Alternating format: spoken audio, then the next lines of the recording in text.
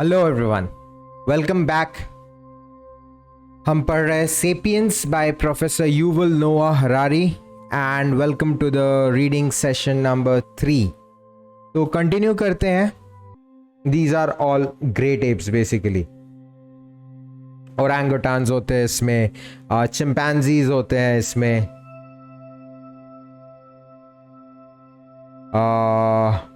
Gorillas होते हैं इसमें। ठीक है, तो ये देखो यहाँ पे इस इमेज में दिया भी है।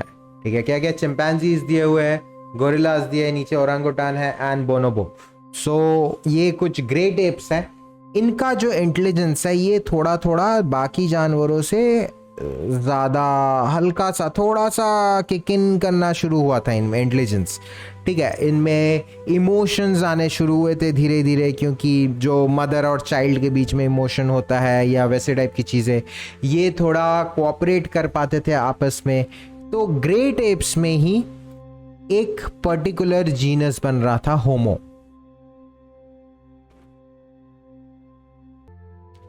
ये जो होमिनिड्स थे, इनका दिमाग का धीरे धीरे धीरे धीरे एवोल्यूशन जो हो रहा था, वो हाथ पैर से थोड़ा फोकस हट के ब्रेन की तरफ हो रहा था इनका एवोल्यूशन। तो उसी के बारे में हम इस बुक में पढ़ेंगे कि हम बंदर से इंसान कैसे बने, धीरे धीरे हमारा सोसाइटी किस तरह से चेंज हुआ।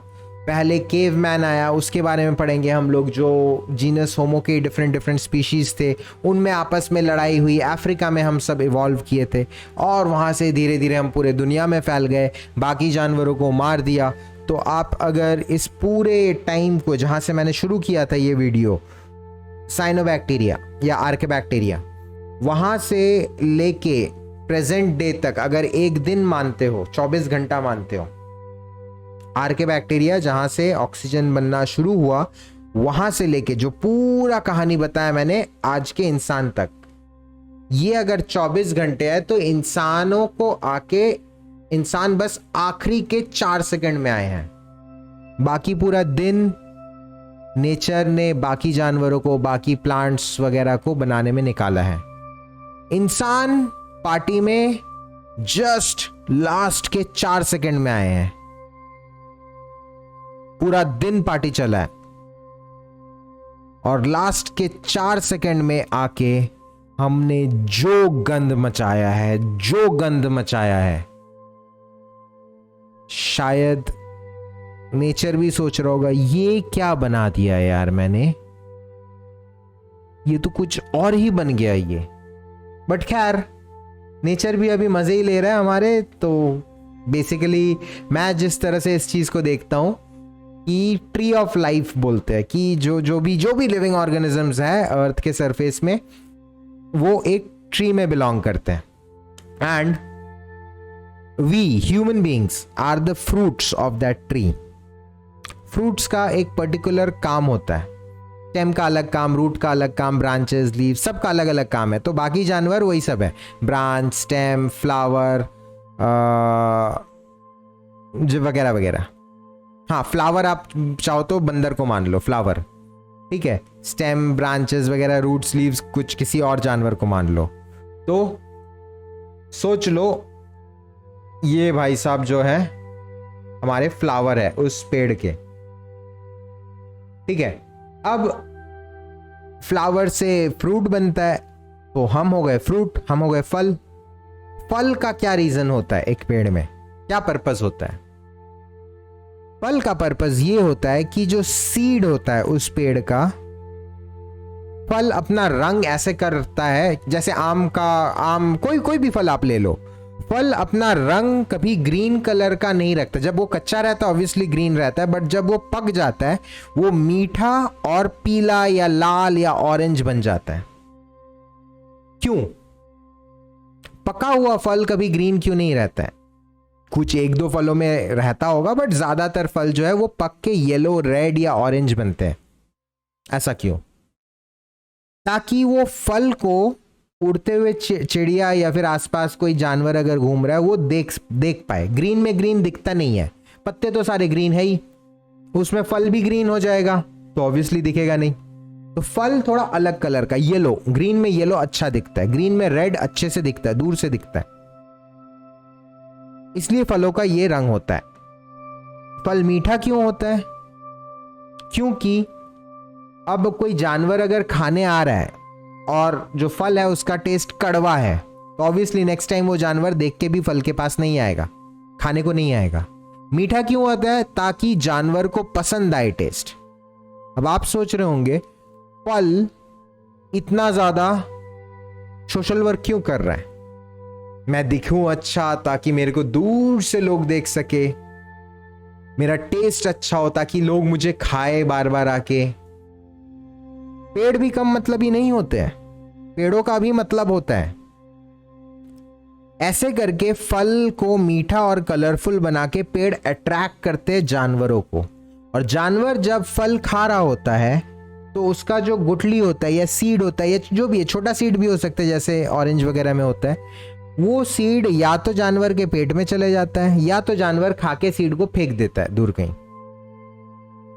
अब सीड प्लांट के नीचे ही अगर गिर जाता, मान लो पेड़ है, पेड़ में फल है, फल के नीचे ही सीड गिर गया, अपने आप कोई जानवर नहीं खाया, तो वहीं पे नीचे से ही पेड़ निकलता। और नीचे से अगर पेड़ निकलता ऑब्वियसली वो बड़े पेड़ के छांव में रहता, तो छोटे पेड़ को तो सनलाइट मिलता नहीं, फोटोसिंथेसिस नहीं कर पाता, हेल्दी नहीं होता। तो ये पेड़ का तरीका है कि छोटा जो पेड़ है वो उसके छांव से बाहर जाके ग्रो करे, इसलिए वो मीठा फल रखता है और फल के अंदर सीड रहता है। अब ये सीड अगर पेट में चला गया, जैसे चिड़िया खा रही है कोई फल और उसके पेट में चला गया सीड, तो चिड़िया तो अब बहुत दूर जाके कहीं पे पॉटी करेगी, तो उधर गिर जाएगा सीड, और मदर प्लांट से बहुत दूर जो चाइल्ड प्लांट है वो रहेगा। और अगर मान लो नॉर्मल कोई जानवर हुआ, जैसे हम या बंदर या कोई और जानवर हुआ, वो खा के बीज को करके फेंक देगा या गुठली को दूर फेंक देगा, उससे क्या होगा? गुठली बड़े पेड़ के छांव के बाहर निकल गया। अब वहां पे अगर नया पेड़ निकलेगा, उस पेड़ को पूरा फुल सनलाइट मिलेगा और उस पेड़ का भी ग्रोथ अच्छे से होगा, वो भी एक एडल्ट ट्री बन पाएगा। बस यही मतलब रहता है पेड़ों का अपने फलों को कलरफुल और मीठा बनाने का। तो हम इंसान ऑब्वियसली नेचर ने ही बनाया है, ऐसे तो बेवकूफ जैसे कुछ तो बनाएगा नहीं कि हाँ ठीक है कुछ बना दिया अचानक से वो बहुत इंटेलिजेंट हो गया, अरे अब नेचर को समझ में नहीं आ रहा इसको कैसे रोके, ऐसा तो होगा नहीं। तो मुझे जो लगता है कि we are basically the fruit of the tree of life. हमारा काम है इस सीड को, इस पेड़ का जो सीड है उस सीड को छांव से बाहर फेंकना बाय एनी मीन्स। चाहे हम अपने आप को मीठा बना ले, चाहे हम अपने आप को कलरफुल बना ले, जैसे भी। और छांव के बाहर फेंकने से what I mean is earth के बाहर ले जाना लाइफ को ये जो ऑर्गेनिक फॉर्म ऑफ लाइफ है इसको मल्टी प्लैनेटरी बनाना। क्योंकि आपको पता ही है, एक कहावत है, अपने सारे जो आप मान लो 1 दर्जन अंडा लिए तो पूरे अंडों को एक ही बास्केट में मत रखो, अंडों को डिस्ट्रीब्यूट करके रखो। 4 अंडे बास्केट ए में, 4 अंडे बास्केट बी में, 4 अंडे बास्केट सी में। तो अगर एक बास्केट गिर भी गया आपके हाथ से, 2 बास्केट तो बचे। अभी जो अंडे हैं वो सारे एक ही बास्केट में रखे हैं, मतलब अर्थ पे। अगर कभी कोई एस्ट्रॉयड या मेटियोर स्ट्राइक से या न्यूक्लियर वॉर से जो भी रीजन हो अर्थ को डैमेज हुआ, मास एक्सटिंक्शन हुआ, तो ना ही हम बचेंगे, ना ही कोई और जानवर बचेगा, ना ही कोई पेड़ बचेगा। लेकिन we the seeds of this tree of life, अगर हम लाइफ को मार्स में या फिर जो जुपिटर सैटर्न के जो मून्स है वहां पे, I think Europa and Titan ऐसे कुछ कुछ नाम है, I don't remember the exact names, वहां पे अगर ले जाए हम लाइफ को और वहां पे एस्टैब्लिश कर सके। ऐसा तो है नहीं कि ले जाके एक बीज उठा के ले जाके हम फेंक देंगे मार्स में आम का पेड़ उग जाएगा। ऐसा तो है नहीं, क्योंकि वहां का एटमॉस्फेरिक कंडीशन अलग है, लैंड के कंडीशन अलग है, एकदम ही अलग प्लैनेट है, टेम्परेचर्स बहुत एक्सट्रीम में है। तो हमें पहले उन प्लैनेट को प्रिपेयर करना पड़ेगा so that they can support life. और हमारा पर्पस यही है, नेचर ने हमें यही पर्पस दिया है कि तुम चाहे अपने प्लैनेट में कितना गंद मचाओ, मैं तुमको जिंदा रखूंगी। चाहेगी तो नेचर हमें एक चुटकी में खत्म कर सकती है। Nothing as such, nature is very powerful, very very powerful. हमें ये अकड़ नहीं होना चाहिए नेचर हमारा क्या उखाड़ लेगी। कुदरत हमें एक सेकंड में खत्म कर सकती है, पूरे अर्थ को। लेकिन नेचर का प्लान है कि सोलर सिस्टम में अगर लाइफ को फैलाना है तो एक ही स्पीशीज है, एक एडवांस्ड फॉर्म ऑफ बंदर है जो होमोसेपियन कहता है अपने आप को, और शायद वही लाइफ को अर्थ से बाकी प्लैनेट्स में फैला सके।